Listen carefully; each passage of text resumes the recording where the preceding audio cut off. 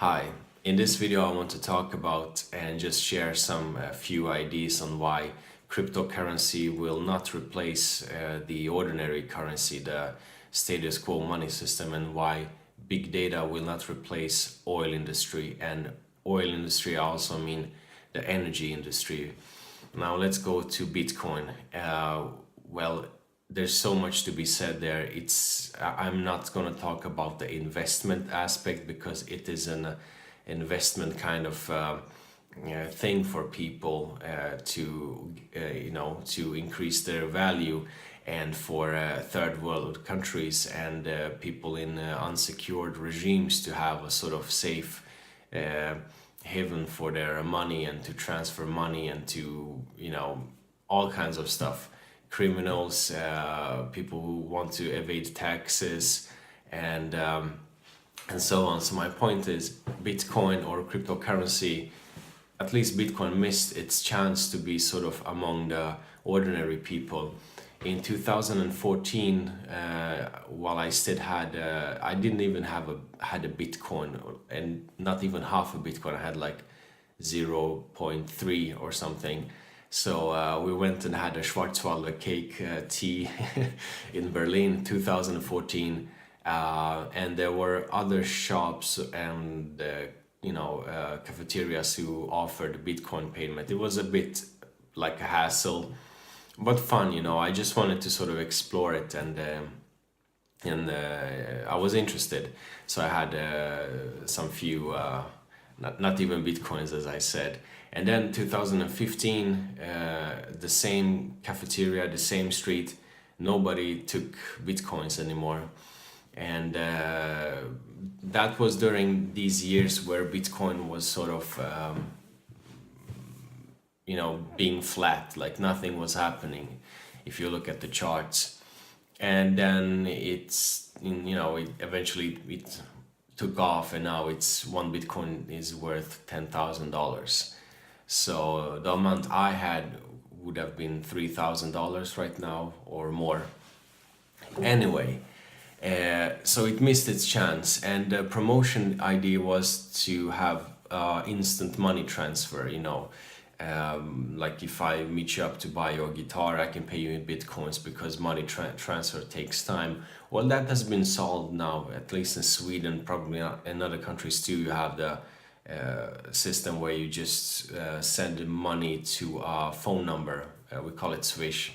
So the instant transfer of money issue is solved, and people will not get into all this sort of external systems, apps, and be part of a currency which is so volatile. Because for example, I ate a cake which is probably worth hundreds of dollars, today's worth money. And even during this autumn, for example, Bitcoin has been from 7 to 5,000, from 5 to 9, from 9 to 10. So it's nobody will feel easy about sort of just walking around on a flea market and buying something for some digits.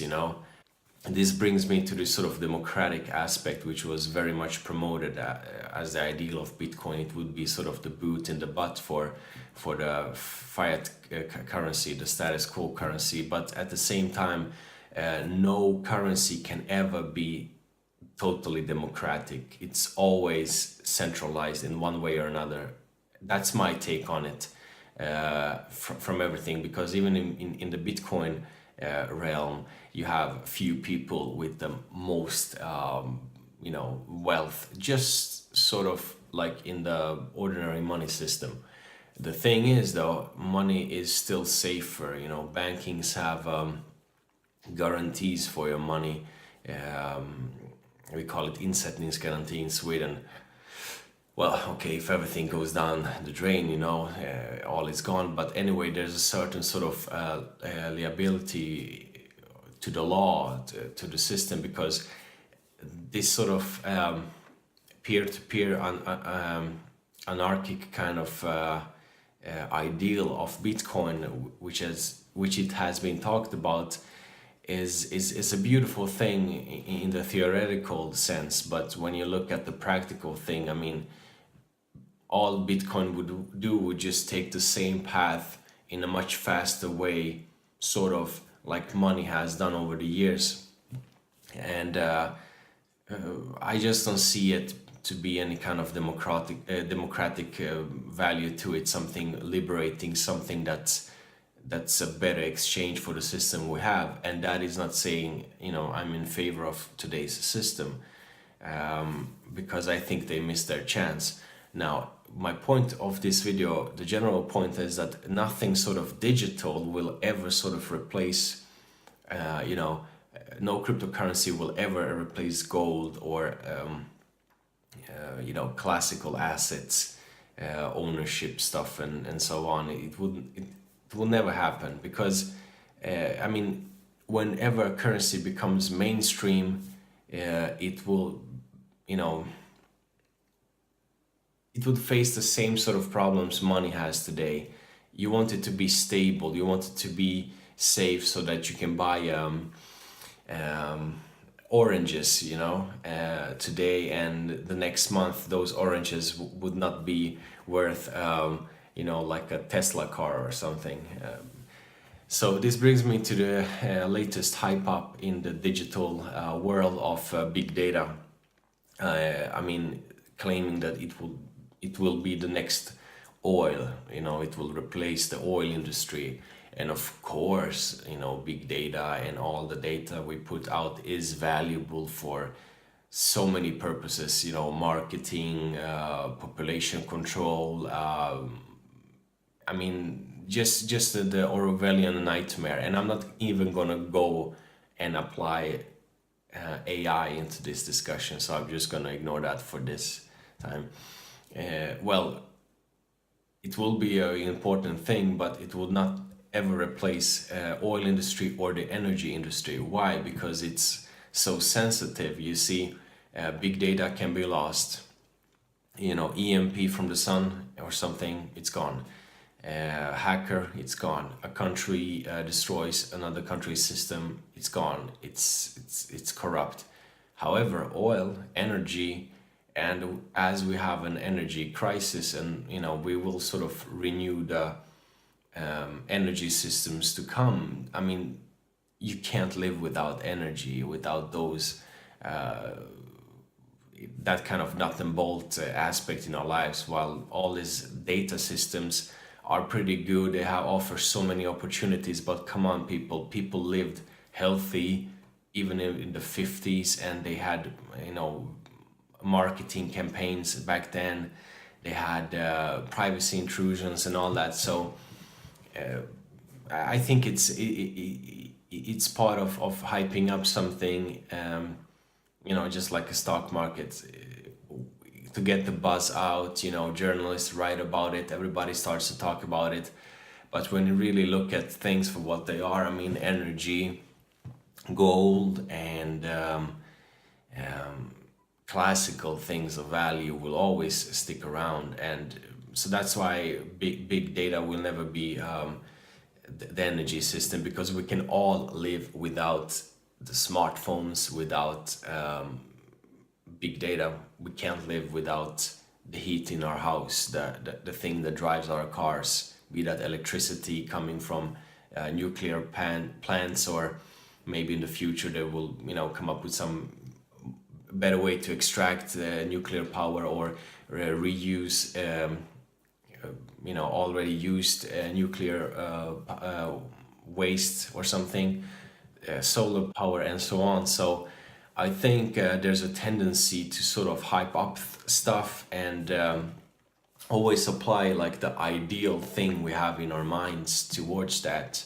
But if we really look at what has been around, what is totally necessary for our lives, what is that we can't live without, and one sees through all this sort of hype ups. Bitcoin will probably rise in value. I don't know. It's not my I'm not a professional over there, but that doesn't matter, because who are the users? is it expanding? Is cryptocurrency being used to buy tomatoes and stuff? So yeah, that's why I think the more change, the more change that happens, the more things stay the same, really. And the buzz is always sort of grander than the actual technological development and its implications for human life and so on. And I've left out so many parts here, like for example AI, biotechnology. I've left out privacy intrusions, smart homes in an eventual scenario of big data, where anybody can hook up to your fridge and follow your daily pattern of usage or something. There's so many aspects to it. I'm not saying like cryptocurrency is useless. I just say that it has a niched market of investors and people who, in stable countries, you just don't want to lose your money. So and so on. So that was some thoughts on this. I think it's overhyped, and it needs to be overhyped. You need to hype up stuff so much in today's world to actually get any funding, interest, writing about it. I mean, look at all the sort of crazy news around the world that never gets into the mainstream. So having CEOs of various super companies, saying that big data is the next oil and so on, and that's a beautiful phrase. It catches on. It's entertainment, but when you sort of look at things behind all that show, things will pretty much stay the same, slightly changed, but energy, gold, housing, all these classical sort of things of value, and the current money system will still be the status quo current money system.